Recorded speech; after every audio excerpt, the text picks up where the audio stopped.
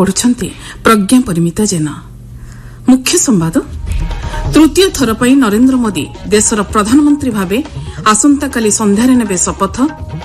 समारोह रे जोग देबा पई पड़ोसी राष्ट्र मुख्य मानकर नुआ दिल्ली आगमन। राज्य रे नूतन सरकार आसंता 10 तारिख सोमवार दिन नेबे शपथ। श्रीजीउमानकर रथयात्रा को श्रृंखलित करिया पई श्रीमंदिर मुख्य प्रशासकଙ୍କ सह दैतापति निजोग कमिटीर बैठक।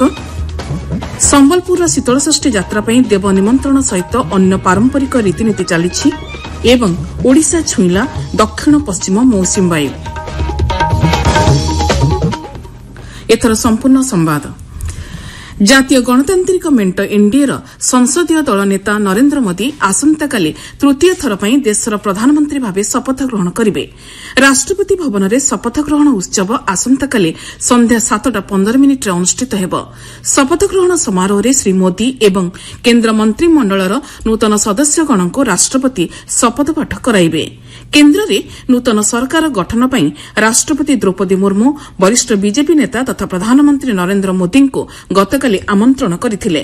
राष्ट्रपतिଙ୍କ सह साक्षात पर प्रधानमंत्री श्री मोदी गणमाध्यम को कहते एनडीए एक शक्तिशाली स्थिर एवं अभिवृद्धिमुखी सरकार गठन करिब। आसंताकाली शपथ ग्रहण समारोह पूर्व मंत्रिमंडलर सदस्यों तालिका राष्ट्रपति को हस्तांतर कराଯିବ ବୋଲି श्री मोदी कहते। शपथ ग्रहण समारोह में जोगदेवा पड़ोसी देश नेतांकु निमंत्रण करा जायछि। एही क्रम रे आज बांग्लादेशर प्रधानमंत्री शेख हसीना नुआदिल्ली रे पहुंचिछन्ति। वैदेशिक व्यापार मंत्रालय पक्षरु कहा जायछि श्रीलंका राष्ट्रपति रानिल विक्रमसिंघे, मालदीपर राष्ट्रपति डॉ मोहम्मद मोइजू, मॉरिशसर प्रधानमंत्री प्रवीण कुमार जुगनौथ, नेपालर प्रधानमंत्री पुष्पकमल दहल, भूटानर प्रधानमंत्री सेरिंग टोब्गे प्रमुख शपथ ग्रहण समारोह में जोगदेबे। वरिष्ठ बीजेपी नेता तथा प्रधानमंत्री नरेंद्र मोदी गत संध्यारे राष्ट्रपति द्रौपदी मुर्मू को साक्षात करी सरकार गठन नै दाबी उपस्थापन करथिले। पूर्वरु बीजेपी राष्ट्रीय अध्यक्ष जेपी नड्डाଙ୍କ नेतृत्व में एनडीएर एक प्रतिनिधि दल राष्ट्रपति को साक्षात करी एनडीए संसदीय दल बैठक में श्री मोदी को सर्वसम्मतिक्रमे नेता भावे मनोनीत संक्रांत चिठी प्रदान करथिले। एनडीएर सहयोगी दलगुड़िकर समर्थन पत्र मध्य राष्ट्रपति को हस्तांतर करा जायथिला। प्रधानमंत्री शपथ ग्रहण समारोह को आकाशवाणी कटक केन्द्र पक्षर संध्या 6:45 ओडिया भाषा रे सीधा प्रसारण कराजिबो। एही क्रम रे आसंताकालीर संध्या आंचलिक संवाद 6:45 परिवर्ते संध्या 6:30 रे प्रसारण कराजिबो। राज्य में नुआ सरकार शपथ ग्रहण कार्यक्रम तदारख पर 2 जन बीजेपी नेता भुवनेश्वर में पहुंची। मध्यप्रदेश ग्राम्य उन्नयन मंत्री विश्वास कैलाश सारंग एवं मध्यप्रदेश बीजेपी पूर्वतन संगठन मंत्री आशुतोष तिवारी बीजेपी राज्य कार्यालय में पहुंची दलीय सूत्रु जनापड़ी। ଏହି 2 नेता आसंता 10 तारिख रे हेबाकु थिबा शपथ ग्रहण कार्यक्रम परिचालना करिवे बोली जनापड़ी। राज्य में नूतन मुख्यमंत्री एवं मंत्रिमंडल शपथ ग्रहण उत्सव को दृष्टि रखी भुवनेश्वर जनता मैदान रे जोरदार प्रस्तुति चली। आज जनता मैदान रे पुलिस कमिशनर संजीव पंडा सुरक्षा व्यवस्था समीक्षा करिसेंति। बीजेडी वरिष्ठ नेता प्रसन्न कुमार पाटसाणी आज बीजेपी रे जोग दैछन्ति। सूचना अनुसार श्री पाटसाणी 1998 रु 2019 पर्यंत भुवनेश्वर लोकसभा आसनरु सांसद भाव निर्वाचित होइथिले। साधारण निर्वाचन समय विशृंखला अभियोग निलंबित होइथिबा वरिष्ठ पुलिस अधिकारी डीएस कुट्टेଙ୍କ निलंबन को निर्वाचन कमिशन शर्तमूलक भाव प्रत्याहार करिसेंति। तेबे तांका विरोध में विभागीय तदंत जारी रही बोली निर्वाचन कमिशन कहिसेंति। एहा सहित अन्य वरिष्ठ पुलिस अधिकारी आशीष सिंह विरोध में आवश्यक कार्यानुष्ठान नेबाकू मुख्य शासन सचिव को निर्वाचन कमिशन कहिसेंति। आपण माने संवाद सुनचंती आकाशवाणी कटक केन्द्ररो। आगामी विश्व प्रसिद्ध रथयात्रा को श्रृंखलित भाव संपन्न करने निमंते श्रीमंदिर मुख्य प्रशासक अरविंद पाढ़ी अध्यक्षतार आज दैतापति निजोग कमिटीर बैठक अनुष्ठित हो जाइछि। बैठक में आगामी 22 तारिख दिन देवस्नान पूर्णिमा सहित जुलाई 7 तारिख दिन रथयात्रा, बाहुड़ा यात्रा, सुनावेश और नीलाद्री विजे को किपरि श्रृंखलित भाव संपन्न कराजिबो से नै आलोचना होइतिला। ଚଳିତ ବର୍ଷ ଗୋଟିଏ ଦିନରେ ନବଯୌବନ ଦର୍ଶନ ଓ ଘୋଷଯାତ୍ରା ପଡୁଥିବାରୁ ମହାପ୍ରଭୁଙ୍କ ସମସ୍ତ ନୀତି କିପରି ସୁରୁଖୁରୁରେ ସମ୍ପନ୍ନ ହେବ ସେ ନେଇ ଆଲୋଚନା ହୋଇଥିଲା।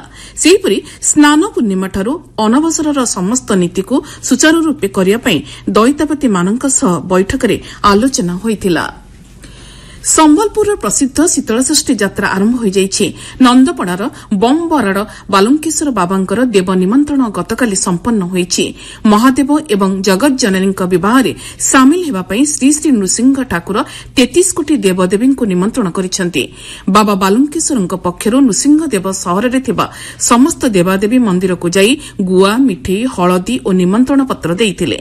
ବାଲୁଙ୍କେଶ୍ୱର ବାବାଙ୍କ ବରଯାତ୍ରୀରେ ସାମିଲ ହେବାଠାରୁ ଆରମ୍ଭ କରି ନଗର ପରିକ୍ରମା ପର୍ଯ୍ୟନ୍ତ ସମସ୍ତ କାର୍ଯ୍ୟକ୍ରମରେ ଯୋଗଦେବା ସହିତ ନବବିବାହିତ ଦେବ ଦମ୍ପତିଙ୍କୁ ଆଶୀର୍ବାଦ କରିବା ପାଇଁ ଭଗବାନ ନୃସିଂହ ଦେବଦେବୀଙ୍କୁ ନିମନ୍ତ୍ରଣ କରିଛନ୍ତି। ଲୋକନାଥ ବାବା, ଜାଗେଶ୍ୱର ବାବା, ଶୀତଳେଶ୍ୱର ବାବା, ଓଁକାରେଶ୍ୱର ବାବା, ପାହାଡେଶ୍ୱର ବାବାଙ୍କ ପତରପିଣ୍ଡି କାର୍ଯ୍ୟକ୍ରମ ଆଜି ଅନୁଷ୍ଠିତ ହେବ। ମୋଦିପଡ଼ା ଓ ଝାଡୁଆପଡ଼ାରେ 9 ତାରିଖ ଦିନ ଦେବ ନିମନ୍ତ୍ରଣ କରାଯିବା ନେଇ କାର୍ଯ୍ୟସୂଚୀ ଧାର୍ଯ୍ୟ କରାଯାଇଛି। ଚଳିତ ମାସ 10 ତାରିଖ ଦିନ ଶୀତଳଷଷ୍ଠୀ ଯାତ୍ରାର ମୁଖ୍ୟ ଆକର୍ଷଣ ଶିବ ବିବାହ, 11 ତାରିଖ ଦିନ ନଗର ପରିକ୍ରମା ଏବଂ 12 ତାରିଖ ଦିନ ଦେବ ଦମ୍ପତିଙ୍କର ମନ୍ଦିର ପ୍ରବେଶ କାର୍ଯ୍ୟକ୍ରମ ରହିଛି। ବୌଦ୍ଧ ଜିଲ୍ଲାର ବିଭିନ୍ନ ଶୈବପୀଠଗୁଡ଼ିକରେ ଶୀତଳଷଷ୍ଠୀ ଯାତ୍ରା ପାଇଁ ବ୍ୟାପକ ପ୍ରସ୍ତୁତି ଚାଲିଛି। ଜିଲ୍ଲାର ମାତଙ୍ଗେଶ୍ୱରୀ ମନ୍ଦିର ଓ ହରଭଙ୍ଗା ବ୍ଲକର ରାମଚନ୍ଦ୍ରପୁରସ୍ଥିତ ସୁବର୍ଣ୍ଣେଶ୍ୱର ମନ୍ଦିର କମିଟି ପକ୍ଷରୁ ପ୍ରସ୍ତୁତି ଜାରି ରହିଛି।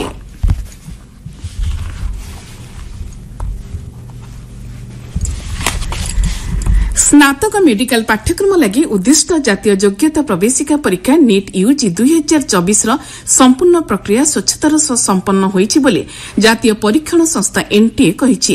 ଆଜି ନୂଆଦିଲ୍ଲୀଠାରେ ଏ ସମ୍ପର୍କରେ ଗଣମାଧ୍ୟମକୁ ସୂଚନା ଦେଇ ଏନ୍ଟିଏର ମହାନିର୍ଦ୍ଦେଶକ ସୁବୋଧ କୁମାର ସିଂ କହିଛନ୍ତି, ଗତ ମେ ମାସ 5 ତାରିଖ ଦିନ ନିଟ୍ ପରୀକ୍ଷା ଅନୁଷ୍ଠିତ ହୋଇଥିଲା। ଏହାର ପରୀକ୍ଷାଫଳ ଗତ 4 ତାରିଖ ଦିନ ପ୍ରକାଶ ପାଇଛି। ତେବେ ଏହି ପରୀକ୍ଷାରେ ବିଭିନ୍ନ ଅନିୟମିତତା ହୋଇଥିବା ସମ୍ପର୍କରେ ପରୀକ୍ଷାର୍ଥୀମାନଙ୍କ ଦ୍ୱାରା କରାଯାଇଥିବା ଅଭିଯୋଗକୁ ଶ୍ରୀ ସିଂ ଖଣ୍ଡନ କରିଛନ୍ତି। ସେ କହିଛନ୍ତି, ଏହି ପରୀକ୍ଷାରେ କୌଣସି ପ୍ରକାର ପ୍ରଶ୍ନପତ୍ର ପ୍ରଘଟ ହୋଇଥିବା ଘଟଣା ଏନ୍ଟିଏର ହସ୍ତଗତ ହୋଇନାହିଁ। ଏଥିଲାଗି ଏକ ଉଚ୍ଚସ୍ତରୀୟ କମିଟି ଗଠନ କରାଯାଇଛି। ଏ ସମ୍ପର୍କରେ ଆସିଥିବା ବିଭିନ୍ନ ଅଭିଯୋଗଗୁଡ଼ିକୁ କମିଟି ପୁଙ୍ଖାନୁପୁଙ୍ଖ ଭାବେ ଅନୁଧ୍ୟାନ କରିବା ପରେ ରିପୋର୍ଟ ପ୍ରଦାନ କରିବ। ଶ୍ରୀମନ୍ଦିରରେ ଆଲୋକୀକରଣ ବନ୍ଦ ଘଟଣାରେ 4 ଜଣଙ୍କୁ ଅଟକ ରଖାଯାଇ ପଚରାଉଚରା କରାଯାଉଛି। ଆଗାମୀ ଦିନରେ ସ୍ଥାୟୀ ଭାବେ ଯେଭଳି ଆଲୋକୀକରଣ କରାଯାଇ ପାରିବ ସେହି ଦିଗରେ ପଦକ୍ଷେପ ନିଆଯିବ ବୋଲି ପୁରୀ ଜିଲ୍ଲାପାଳ ସିଦ୍ଧାର୍ଥ ଶଙ୍କର ସ୍ୱାଇଁ କହିଛନ୍ତି। ସୂଚନାଯୋଗ୍ୟ, ଶ୍ରୀମନ୍ଦିରକୁ ଆଲୋକୀକରଣ କରୁଥିବା ଫୋକସ୍ ଲାଇଟ୍କୁ କାଢ଼ି ଦିଆଯିବା ପରେ ମୁଖ୍ୟ ଶାସନ ସଚିବ ପ୍ରଦୀପ କୁମାର ଜେନା ପୁରୀ ଜିଲ୍ଲାପାଳଙ୍କୁ ଘଟଣାର ଅନୁସନ୍ଧାନ କରି ପଦକ୍ଷେପ ନେବାକୁ ନିର୍ଦ୍ଦେଶ ଦେଇଥିଲେ। ଏହି ଘଟଣାରେ କାର୍ଯ୍ୟକ୍ରମ ଆୟୋଜନ କରୁଥିବା ଇଭେଣ୍ଟ କମ୍ପାନୀ 2 ଦିନ ତଳେ ଲାଇଟ୍ ଖୋଲି ନେଇଥିବା ଜଣାପଡ଼ିଥିଲା। ଏହାକୁ ଭିତ୍ତି କରି ସମ୍ପୃକ୍ତ ଇଭେଣ୍ଟ କମ୍ପାନୀର 4 ଜଣଙ୍କୁ ଅଟକ ରଖାଯାଇଛି। ଦେଶରେ ଜାତୀୟ ରାଜପଥଗୁଡ଼ିକରେ ଯାନବାହନଗୁଡ଼ିକରୁ ଉପଗ୍ରହ ଭିତ୍ତିକ ଟୋଲ୍ ଟିକସ ସଂଗ୍ରହ କରାଯିବ। ସୂଚନା ଅନୁଯାୟୀ ପ୍ରଥମ ପର୍ଯ୍ୟାୟରେ ବାଣିଜ୍ୟିକ ଯାନଗୁଡ଼ିକ କ୍ଷେତ୍ରରେ ଏହି ବ୍ୟବସ୍ଥା ଲାଗୁ ହେବ। ପରେ ଘରୋଇ କାର୍, ଜିପ୍ ଏବଂ ଅନ୍ୟାନ୍ୟ ଯାନ ପାଇଁ ଏହାକୁ ବ୍ୟବହାର କରାଯିବ। ପାଣିପାଗ। ଦକ୍ଷିଣ ପଶ୍ଚିମ ମୌସୁମୀ ବାୟୁ ଓଡ଼ିଶା ଛୁଇଁଛି। ଭୁବନେଶ୍ୱର ଆଞ୍ଚଳିକ ପାଣିପାଗ ବିଜ୍ଞାନ କେନ୍ଦ୍ର ସୂଚନା ଅନୁଯାୟୀ ସ୍ୱାଭାବିକ ସମୟର 4 ଦିନ ପୂର୍ବରୁ ମୌସୁମୀ ବାୟୁ ଓଡ଼ିଶାରେ ପ୍ରବେଶ କରିଛି। ପ୍ରଥମେ ଏହା ମାଲକାନଗିରିରେ ପ୍ରବେଶ କରିଛି। ଏହାର ପ୍ରଭାବରେ ଜିଲ୍ଲାର ଅନେକ ଅଞ୍ଚଳରେ ବର୍ଷା ଲାଗି ରହିଛି। ସୂଚନାଯୋଗ୍ୟ, 29 ତାରିଖରେ ଦକ୍ଷିଣ ପଶ୍ଚିମ ମୌସୁମୀ ବାୟୁ କେରଳ ଛୁଇଁଥିଲା। ପାଣିପାଗ ବିଜ୍ଞାନ କେନ୍ଦ୍ରର ସୂଚନା ଅନୁଯାୟୀ ଆସନ୍ତା 3 ଘଣ୍ଟା ମଧ୍ୟରେ କୋରାପୁଟ, ରାୟଗଡ଼ା, ଗଜପତି, ଗଞ୍ଜାମ ଓ କନ୍ଧମାଳ ଜିଲ୍ଲାର କେତେକ ସ୍ଥାନରେ ବର୍ଷା ହେବାର ସମ୍ଭାବନା ରହିଛି। ମୁଖ୍ୟ ସମ୍ବାଦ ପୁଣିଥରେ।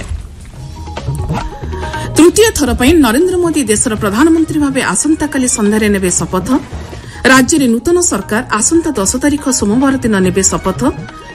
ଶ୍ରୀଜୀଉମାନଙ୍କର ରଥଯାତ୍ରାକୁ ଶୃଙ୍ଖଳିତ କରିବା ପାଇଁ ଶ୍ରୀମନ୍ଦିର ମୁଖ୍ୟ ପ୍ରଶାସକଙ୍କ ସହ ଦଇତାପତି ନିଯୋଗ କମିଟିର ବୈଠକ ଏବଂ ଓଡ଼ିଶା ଛୁଇଁଲା ଦକ୍ଷିଣ ପଶ୍ଚିମ ମୌସୁମୀ ବାୟୁ। ଆଞ୍ଚଳିକ ସମ୍ବାଦ ଆଜି ପାଇଁ ଏତିକିରେ ଶେଷ ହେଲା।